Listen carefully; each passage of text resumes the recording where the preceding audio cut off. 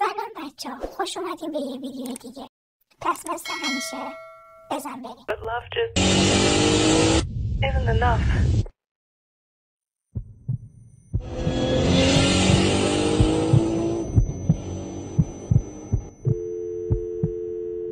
اگه دقت کرده باشید توی اینترو چیزی نگفتم که موضوع این ویدیوی امروزمون چیه. همونطور که میدونید موضوع چنل ما ترسناک بوده، هست و خواهد بود. پس امروز هم قراره 10 تا از ترسناک‌ترین بازی جهانی که مردم دنیا انجامش دادن و نتایج خوبی هم نداشته براشون رو توضیح. بلادی مری یا مری خونی. توی این بازی گفته میشه که یه ملکه بریتانیایی بوده که خیلی به اعدام کردن قربانی‌ها علاقه داشته. حالا توی این بازی شما به یه فضای مثل حموم دستشویی نیاز دارید که توش آینه داشته باشه و یه دونه شمع و کل فضای خونه رو باید تاریک کنید و هر چراغی که روشنه رو خاموش کنید. با شمع روشن وارد حموم دستشویی میشید، روبروی آینه وای میسید و 3 بار اسم بلادی مری رو تکرار میکنید. گفته میشه که توی دفعه 3 شبح خونین زنی دقیقا پشت سرتون ظاهر میشه، اما بعضی دیگه میگن نه، اولش یه زن زیباروه و به مرور چهرش تغییر میکنه و به شبح تبدیل میشه. و اینم بگم که بعد از اینکه 3 بار شما اسم بلادی مری رو تکرار کردید شمع رو خاموش میکنه. و اینکه اصلا این بازی رو انجام ندید و اینا فقط صرفا اطلاعاتیه که من دارم میگم. 3 Kings 3 شاه.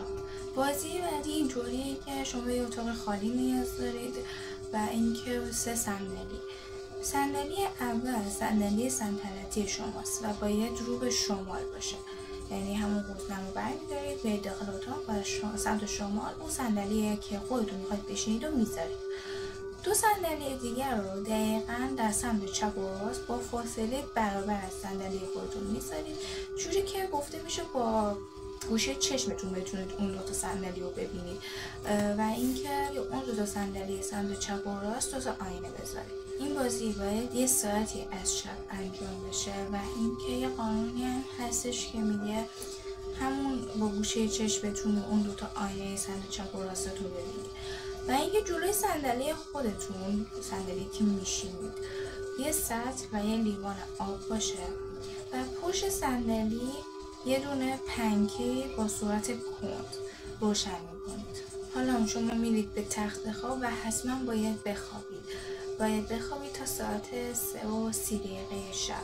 3:30 شب بلند میشید، میاد توی اتاق خواب، ولی به اون 2 تا آینه‌ای که تو سمت چپ و راستتون گذاشتید اصلا نگاهی نمی‌کنید و روی صندلی خودتون میشینید و رو به رو نگاه می‌کنید.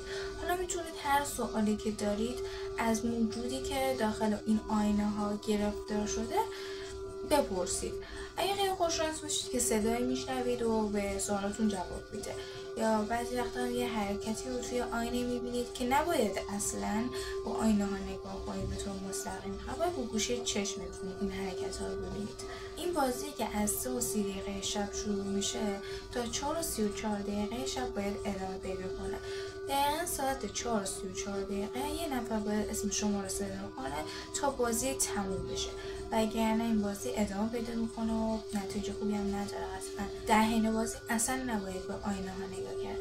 این رتبه 9 داشت توی بازی های احضار رو. در رتبه 8 بازی دراگونز قرار داره، یا همون سکون‌های خوش شده.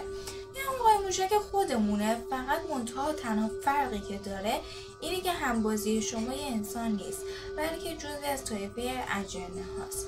حالا تو این بازی هم مثل بازی بلادی مری باید به داخل دستشویی و اینکه به باستا خودتون تو آینه خیره شید، همچنان که دارید میرید شمع با خودتون ببرید.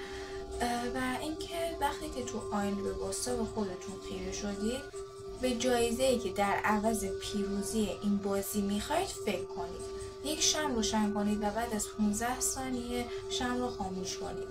توی کف دستشویی به شکم دراز میکشید و این جمله که میگه من از حضور تو آگاهم و تو را به خانه‌ام دعوت میکنم، اینو باید بگید. حالا به سمت بزرگترین اتاقی که توی خونه است میرید و اونجا قایم میشید تا وقتی که یه صدایی به شما بگه قایم موشک آغاز میشه. حالا شما باید تا ساعت 3:30 شب اونجا تو همون مکانی که پنهان شده، تو همون اتاق بزرگ پنهان بمونید و وقتی که 3 دقیقه شد از اون مکان میایید بیرون و هنوز اون بدبخت داره دنبالتون میگرده. حالا وقتی که توی خونه گشتی زدی دوباره برمیگردی به همون اتاق بزرگ و این دفعه این جمله رو میگی: ممنون که بازی کردی اما اکنون باید بروی و دیگر در اینجا حضوری نداری. و باید منتظر بشی که فردا صبح اون جایزه‌ای که بهش فکر میکردی بهت برسه.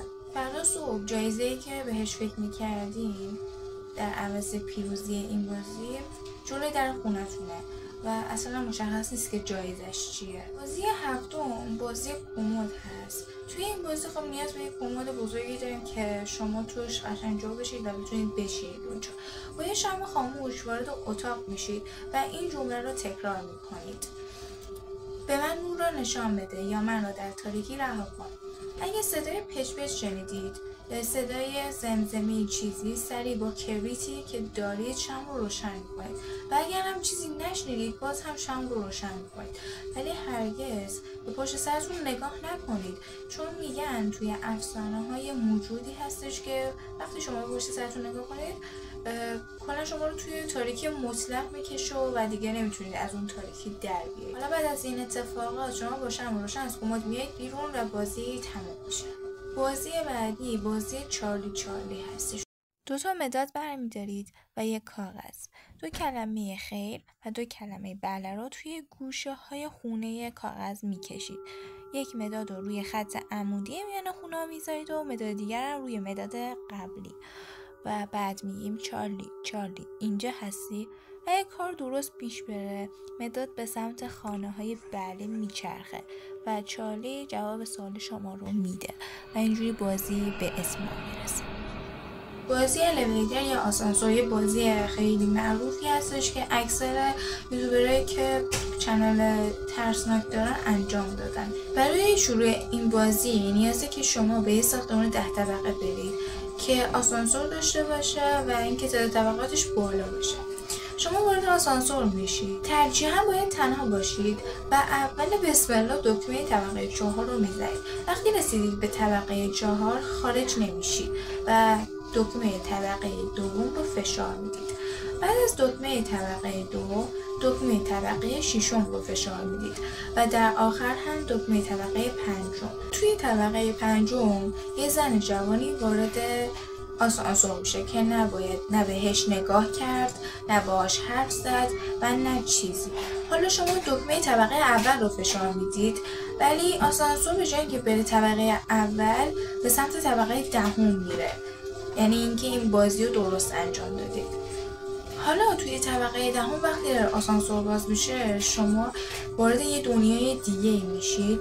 حالا این دنیا شبیه همون دنیای خودمونه ها، اصلا هیچ فرقی نداره، ولی تنها تفاوتش اینه که توی این دنیایی که شما از طبقه 10 این آسانسور واردش میشید هیچ نوری داخلش نیست، یعنی دنیای کلا مطلق و تاریکیه. وقتی میخواید وارد اون دنیای موازی بشید اون خانومه از شما میپرسه که کجا میرید.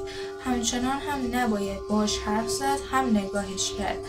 بعد از این همه اتفاقات شما دوباره وارد آسانسور میشید و همه طبقاتی که اومدید رو به طور برعکس انجام میدید تا برسید به طبقه 5. توی طبقه 5 آسانسور شما رو دوباره میخواد ببره به طبقه 10، اما باید دکمه طبقه اول رو به طور مداوم فشار بدید تا آسانسور شما رو برگردونه به دنیای خودتون. در نتیجه اینکه قانون این بازی اینه که آسانسور خالی باشه و توی یک ساعت خاصی باید انجام بشه. درست اومد در پای ذهن. کلا این قسمت از بازی حالت مدیتیشن داره و باید تصورات خیلی قوی داشته باشید. یه کاری کنید که مغزتون خالی از مشغله و فکر باشه و توی آرامش خاصی قرار بگیرید و اینکه باید در اون لحظه به هیچ چیزی فکر نکنید و بعدش تصور کنید که توی یک راهرو خیلی بلند قرار دارید با کلی در. حالا توی اون راه رو قدم بزنید و هر دری رو که میخواید باز کنید و وارد اون اتاق بشید. داستان این درها همون بخش مثبت و منفی ذهنتونه که وقتی شما درد مثبتی از ذهنتون رو باز میکنید همون اتفاقات شیرین و خوبی که براتون افتاده که باعث موفقیتتون شده رو نشونتون میده و اگه بیشتر تو راه رو قدم بزنید و به انتهای راه رو نزدیک بشید بخش های منفی ذهنتون رو میبینید که اتفاقات بدی اونجا افتاده. هر چقدر بیشتر توی اون راه رو قدم بزنید به درایی میرسید یا بهتر بگم به بخشای از مغزتون میرسید که اطلاعی نداشتین در اون مورد یا در اون موضوع و اینکه کمتر کسی شده که به این بخش از ذهنش برسه. برای پایان بازی هم شما نیاز به این نفر دارید که اسمتون رو صدا کنه و شما رو از اون تصورات بکشه بیرون. دارماسن تو این بازی قبل از خواب باید وارد همون بشید و اگه وان دارید داخل همونتون خوش به حالتون میتونید استارت گیم رو بزنید و اگه ندارید پس بیخیال این بازی شده و برید بخوابید. حالا اونایی که وان دارن میان و وارد وان میشن و اینم باید بگم که قبل از اینکه وارد وان بشید کل چراغای خونه رو خاموش میکنید و میشینید تو وان و به آرومی دستاتون رو میشورید و چشاتون هم در این حین باید ببندید و به طور متداوم اسم دارماسن رو صدا بزنید. شما انقدر این کار رو تکرار میکنید تا تصویر زنی رو ببینید که میخوره زمین و یه اهرامی میره توی چشش. بعد از دیدن این صحنه شما همونطوری که چشاتون رو بستید موهاتون رو میشورید و به طور متداوم دوباره صداش میکنید تا حضور شخصی رو توی همون حس کنید و بعد ازش میپرسید که چرا توی همون افتادی زمین. منتظر جواب نمیمونید، از وان میایید بیرون، خودتون رو خوش میکنید، سمت تخت خوابتون میرید و سعی میکنید که بگیرید بخوابید. صبح روز بعد بازی تازه شروع میشه و حضور اون کسی که توی همون حسش کردید در طی روز دنبالتونه و وقتی که به پشت سرتون رسید به سمت راست برمیگردید، با صدای بلند اونو پس میزنید و اگه این کارو نکنید شب میاد به خوابتون.